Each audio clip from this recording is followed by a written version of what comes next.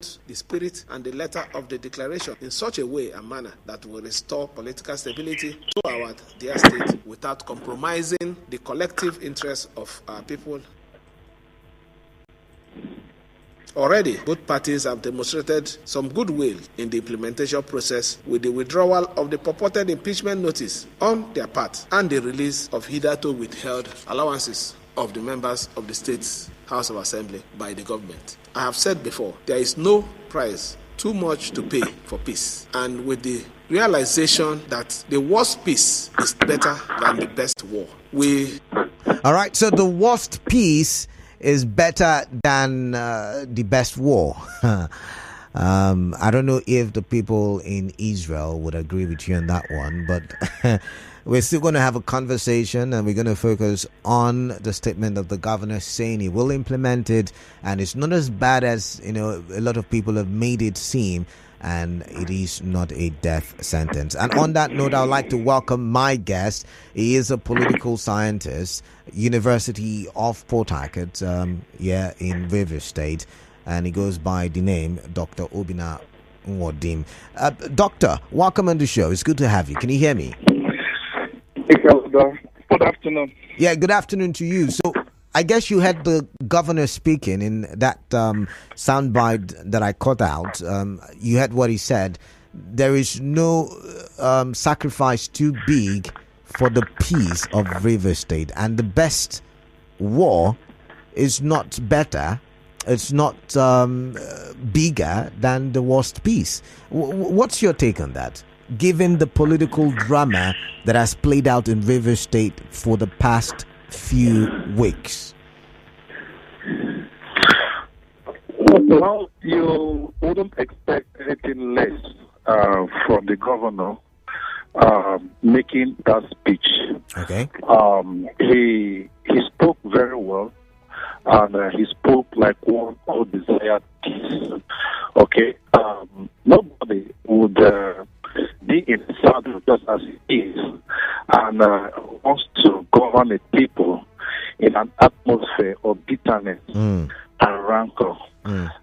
Leadership is all about sacrifice, and so whatever sacrifice a leader has to make for the people, he does that. And so that's why when you say that there's no sacrifice that is too big to make for peace to be restored in Rivers State, you have to take it the way it is. He is also on the saddle. It is said that he who wears the shoes knows where it pinches. He's still a young man.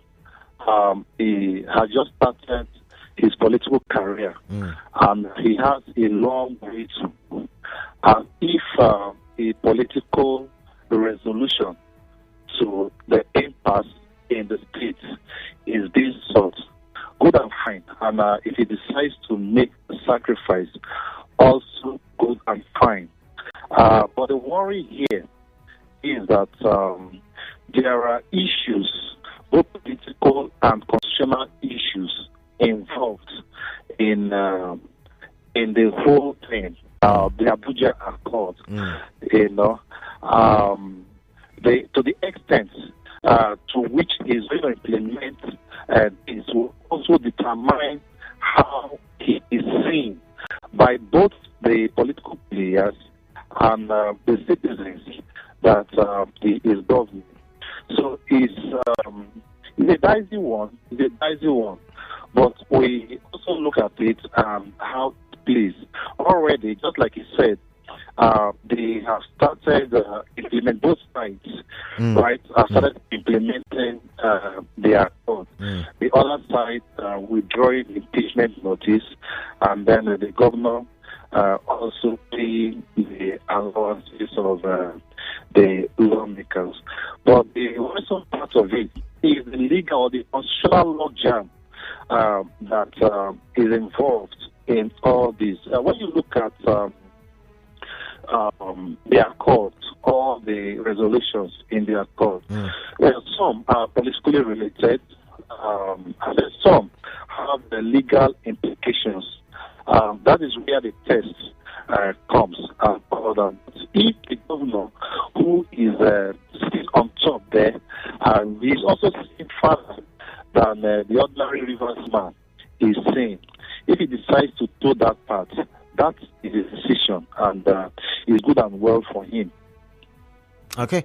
But then again, there are Rivers people who have come out and have said, and they sang, and they marched on the street and said, "See, we are solidly behind you. We will ensure that we back you. We need you to be strong in the affairs of governing Rivers State, because you represent all of Rivers people, and an insult to the office of the governor is an insult to the Rivers people." Now, what would happen to those people? I mean, we're looking at it from a political angle, and you've said, for the sake of peace, political resolution is not such a bad idea. But I mean, what will happen to these Rivers people who have come out en masse and have said, "See, we stand solidly behind you. We don't care what is happening, but we know that we're going to protect the office of the governor, which you currently occupy"? From a political perspective, how do you view it? Yes, from a political politics is all about resolution of conflicts, right? Decision making, deciding how allocation or resources are allocated to the different stakeholders, and conflict resolution within the society and all that. Well, for those on both sides of the divide, particularly on this other side, who clamored that they were in support of the governor, trying to protect integrity and everything around him and all that. Once the political resolution is being taken, I think that it should also protect the interests of such individuals. Okay. Well, one should believe that at the time when they were making the resolutions and all that, they should also factor all the other interests, right, for the people who are on the other side, to also protect their interests. Mind you, what they are doing is also in defense of their political rights. All right. Freedom of expression, freedom of participation in governance, and also the defense of the law. The political players, the public office holders swore to uphold the law, and from what we're seeing, you saw that they are trying to denigrate the law and all that, and the people are saying no, that the law should be upheld and all that. So they also have the right to do all what they are doing, and whatever resolution that is being taken should also protect the interests of these individuals. If they are right and they deserve it. Okay, now let's look at the 8 points on that accord or that agreement. Do you think that these people have been protected from number 1 to number 8? Do you see any protection for these people? I have a sense of worry in the resolutions. Okay. In the sense that some of the resolutions could be resolved politically. Okay. Why some have legal implications, right? And that is where the concerns are. Now, for instance, withdrawal of all cases in courts. Okay. Yes, a litigant has the right to withdraw his case in court, depending on what he sees and why he is doing so, and all that. Okay. That can be resolved politically. Okay. Then withdrawal of the impeachment notice by 27 lawmakers. Of course, that also can be resolved politically and all that, which has been done anyway. The recall of the commissioner who resigned from office, that also has political connotation, and can also be resolved politically. The payments of the allowances itself to lawmakers of course, political resolution and all that. Now, the issue where I have some concern now is with the representing of the appropriation bill and all that. That also has a legal implication, because if you recall, before the governor went to present the appropriation bill, there was a legal pronouncement by a competent court of jurisdiction, making some pronouncement about Edison Ehi as the authentic speaker. And part of the sources of laws based on judicial precedents. I'm not a lawyer, but my basic knowledge of law, tells me that part of that is when the judiciary makes pronouncement, it becomes law. And by that pronouncement, which has not been vacated, EDCG is at the time that appropriation bill was presented, the authentic speaker of the House, of the River State House of Assembly, and the governor has done that for an individual to come back, or for them to reach a resolution that the bill or the law, because the governor has signed it now, should be represented. It's against the law, and all that. So it's worrisome in that area, which means he's going to represent. If he abides by that resolution, he's going to represent the appropriation bill. All right, Doc. I'm going to pause you. We have a commercial. So after the commercial, in the next 5 minutes, I'll come back and we continue. All right, okay. You're going to day of praise and worship with super gospel artists like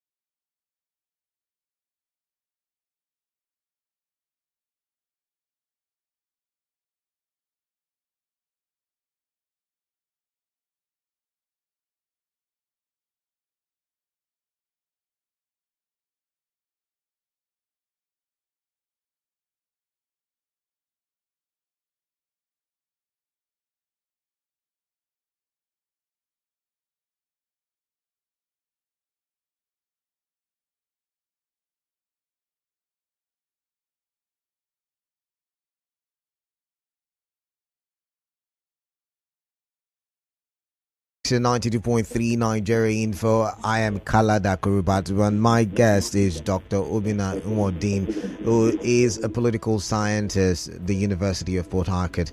Let's see now. We've been talking about the governor of Rivers State, Siminalayi Fubara's Christmas Day speech, where he mentioned and said that, I don't know why we're all making a fuss about it. The agreement, the resolution, the Abuja Accord is not a death sentence. As a matter of fact, it's not so difficult as we make it seem. He said there is no price too big, no sacrifice too big for peace in Rivers State. And we've been talking, and just before we went on the break, my guest was telling me that the people who have defended the governor all this while, which includes those who have marched on the streets, those who have made bold statements on radio, on TV, those people would have to be protected by that accord, by that agreement. And I was asking him, have they been protected? Looking at that agreement, looking at that accord, have they been protected? So welcome back, Doc. Let's get your thoughts, please. All right, so thank you, Kalada. Like we were saying, or just straight up, the people on the other side ought to be protected. Okay. Right? But from all that we see, I think that their own perspective has been captured, in all this. Before then, I was trying to tell you the worrisome part of this, because at the end of this all, it's going to affect every Rivers man and every Rivers woman, right? In terms of the political aspect and the legal or constitutional aspect of this whole drama that is happening in Rivers State. And so that is why every attention should be put on the decision. Fine and good. The governor has made a beautiful statement. He's a peace-loving man. He wants peace to reign. He doesn't want his government to be characterized by bitterness and tranquility, by bitterness and rancor. And so, whatever sacrifice he has to make, he should be able to make such sacrifice. But then, he should also weigh the implications, the legal implications of all this. So don't create a monster that will, at the end of the day, come to fight and attack us as Rivers based on what we see here. Yes, good. The decision to make the sacrifice, very fine and well. Now, he has also supporters, right? Those who have supported him over the period, in the course of this. I already said in some other statements that some of these people he doesn't know and all that. And you will now notice that they are indeed those who actually want the state to move forward, or those who are sincerely trying to pursue a just cause on behalf of the state and all that. So, at the end of the day, they should also be factored into the resolution. One, they should not be intimidated, right? Their future, politically and otherwise, should not be jeopardized based on their participation, right, in this whole drama that took place or that is currently taking place and all that. So that is what it should be, and that's what I think should happen.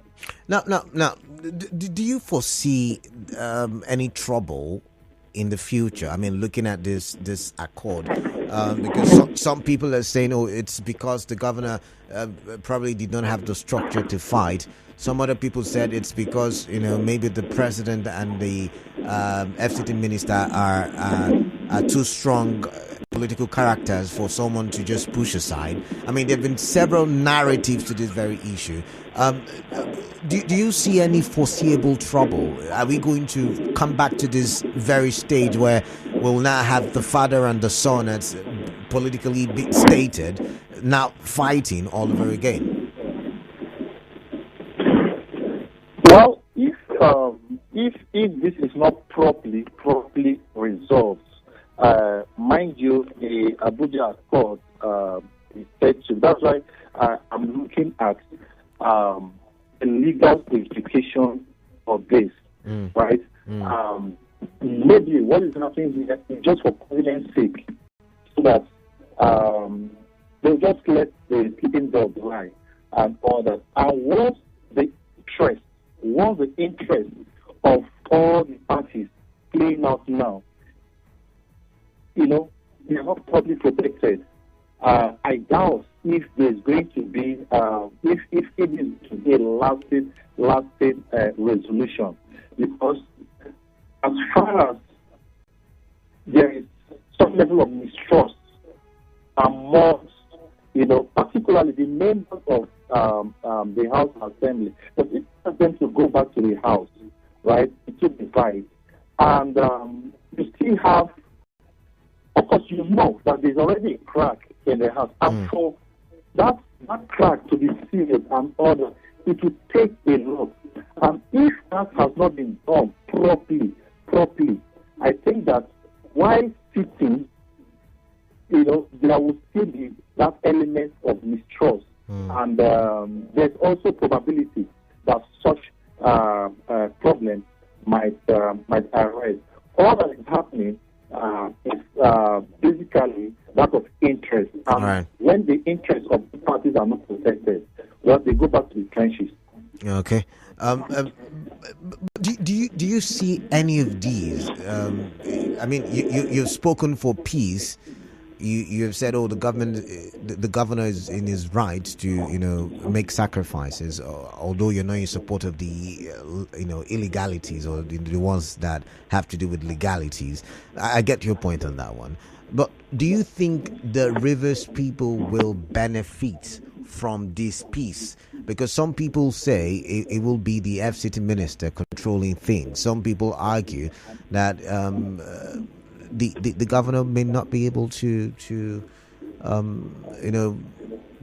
surmount the pressures from Abuja. So what's your take? Is this in the interest of Rivers people?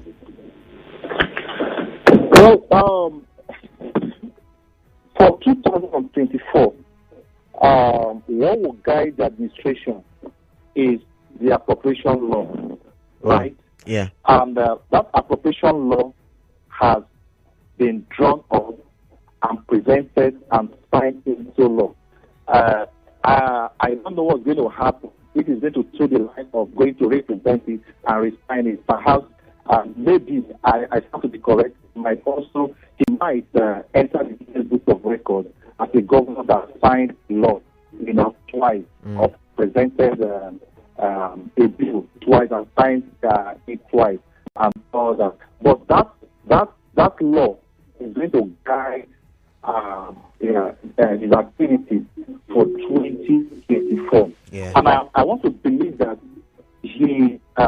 the budget was drawn up without the influence of anybody, because the budget was drawn up within the period of this whole crisis and all that. And that is indicative of his administration's focus for 2024. Yeah. So if he abides by it, the appropriation law, I don't think anybody would come into his administration and you also understand that within this period, what has happened has also shown that he could also be independent, of his own, without being,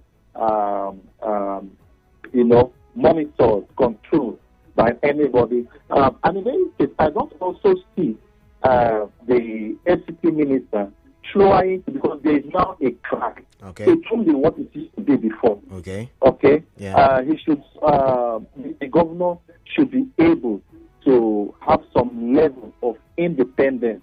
Maybe what has happened now might also the other party will be careful, in trying to meddle into the administration and all that. They'll give some level of independence and all that, and then things can go on from the thing.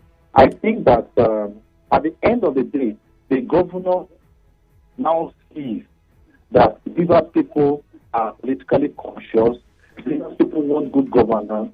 They want to support him because whatever action he takes will be for the benefit of the ordinary man and woman in the street, the ordinary man and woman in the village. And so he has seen that he has some level of support for good governance. And so he will want to do that line of good governance for the interest of Rivers people. Okay. Just one more question and then I'll let you go. What political consequences are there if it decides not to obey? What political consequences are there, rather, if it decides not to obey this peace accord, so to say? Well, you know that the current governor is not a regular politician, or he was not a regular politician. He was brought in, he was a civil servant, and then brought in to politics. And so he just started his political career. He may not have had, that strong foundation in terms of political structure to actually sail through and all that. And then if he decides not to, obey or implement their accords or all the accords, because they have started implementing some of them. I'm thinking that what happened to Ambode in Lagos might also happen to him, because he has not had a strong political base to fight the kind of battle that is confronting him. So if you say he has not gotten a strong political base, these people who came out en masse, should he not have just gone with the flow? Should he not have just, become one with them so that all of them can become a political structure? Does that not make sense politically? Well, we actually don't know. Yes, we see that a lot of people came out, or a lot of people are coming out in support and all that. They are not politicians. Sorry, we lost the connection there. You said they are not the regular politicians. So when you talk of the structure, you talk of the structure of the regular politicians and all that. You see a lot of people from the civil society and all that who form part of the electorate during the elections and all that.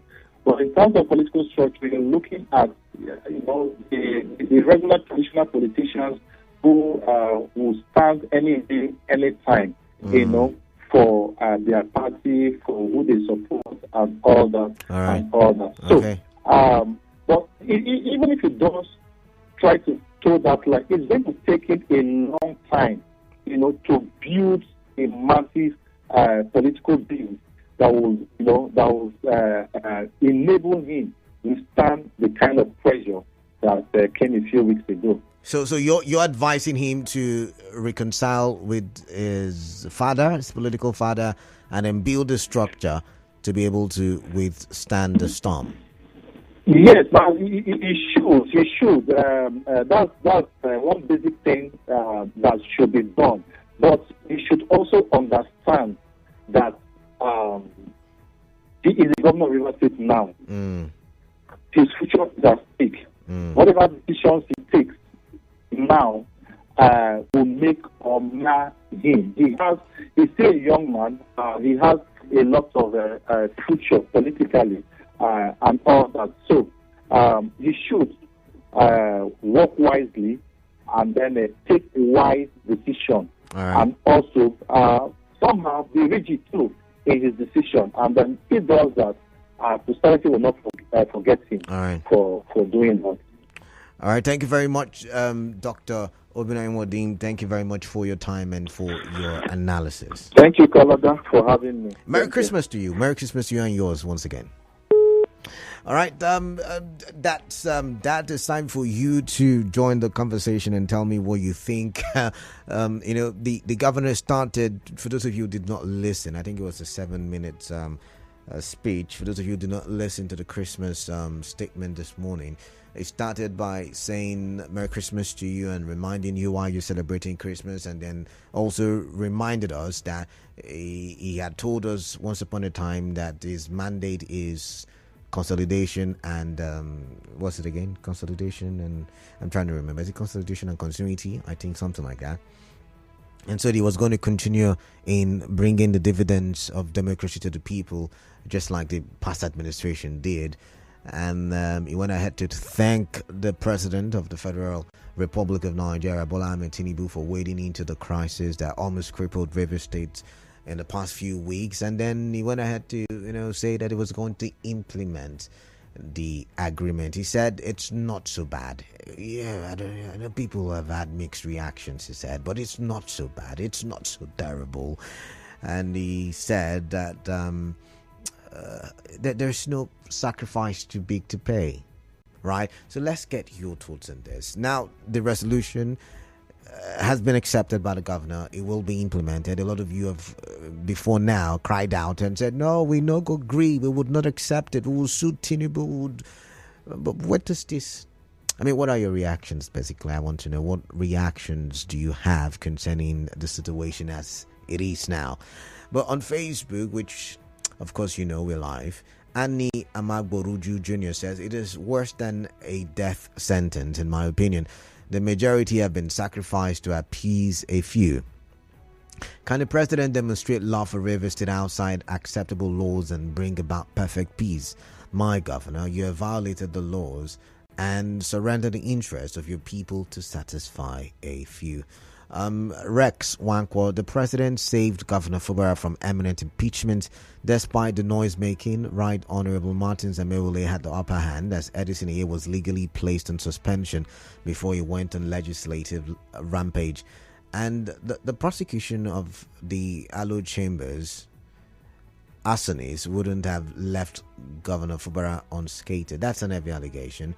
There are heavy allegations on both sides, but let's move on. Eferebo Okpakrite says, as far as I'm concerned, Governor Fubara is still in a spell or hypnotism. I am still waiting for him to represent the already signed appropriated law to a body of legislators that have already decamped from their original party to another party without a lawful cause. Also, I'm still waiting for what he will do with the camp of Edison A. But just so you know, he said in that statement that he has released the monies owed the legislators during that crisis. Take a listen if you think I'm lying. Already, both parties have demonstrated some goodwill in the implementation process with the withdrawal of the purported impeachment notice on their part and the release of hitherto withheld allowances of the members of the state's House of Assembly by the government. I have said before, there is no price too much to pay for peace. And with the realization that the worst peace is better than the best war. Okay. The worst peace is better than the best war. But now Beretam says, Mr. Canada, please tell the good people of Rivers State to keep faith with Governor Sim Fubara, because the governor in his wisdom will repeat the same method he used to implement the terms and conditions given to him by the FCT minister before the election. God bless Rivers State. Okay, all right. Let's take some calls. Then we go to the WhatsApp platform 0817-923-0002 and 0817-923-0003. All right, let's get your thoughts and let's talk for development. While I'm waiting for the call screener to patch your calls through to the studio, I'm going to read this one. It says, good day, Mr. Kalada Korubatable. Merry Christmas to you. Whatever agreement weekend Governor Fubara reached in the villa, it's left for them. Agreement to the detriment of Rivers State. One man cannot mortgage Rivers State for his own selfish interests. This is unacceptable and will be resisted. Owanate Clinton West. But Owanate, the former governor says you probably don't even know what the fight is about. Maybe what you think is not what the fight is about. I don't know. But I've got Muriel who's calling from Okrika. Muriel, greetings to you. Welcome on the show. What is on your mind? Thank you, Canada. Good evening. Yeah, good afternoon and Merry Christmas to you. Welcome. Thank you. Canada, when I listened to the governor, and he said he is going to uphold the agreement, and I'm listening to the former governor, and he's saying we don't know what is the issue, that we don't know what is transpired between them. Look, Canada, if there is any issue that transpired between the former governor and the current governor, if there is any external issue, nobody said they should not settle it, Canada. But Canada, when it's saying that he will uphold the agreement to the letter, he is choosing peace over the Constitution. Are there rules governing the House of Assembly? Are there rules that are supposed to guide commissioners? No, the former governor should not choose her motive. We should not choose to telling that we don't know what happened. What we know is what we seek. What we seek is what we know, rather. Because what we know is to uphold the Constitution that governs the House of Assembly and the commissioners. That's all. If there is any agreement, if there is anything we don't know, so it's your personal issue. So you cannot tell us that people are people don't choose each Canada. Both opposition and PDP that two of them have come together. This is the way community say peaceful peace. They are peaceful. Even when the people are protesting, they are protesting in the right space. They are not violent. So we are talking about the Constitution. What they don't care about that is to speak. Thank you, Canada. All right, thank you very much. I've got Gift from Yanagwa. Gift, welcome. What is on your mind, please? Merry Christmas, my brother. Merry Christmas to you. Good afternoon. Merry Christmas. Thank you. Yeah. Canada. Each time people are using the word constitutional matter, I've been asking myself, what the Constitution talks about the governor holding back the funds of the House of Assembly or local government. Okay. Does the Constitution of the Federal Republic of Nigeria permit a governor of a state to hold back funds of another arm of government? No, it does not. I want to first of all before I go forward. It does not. What's your point?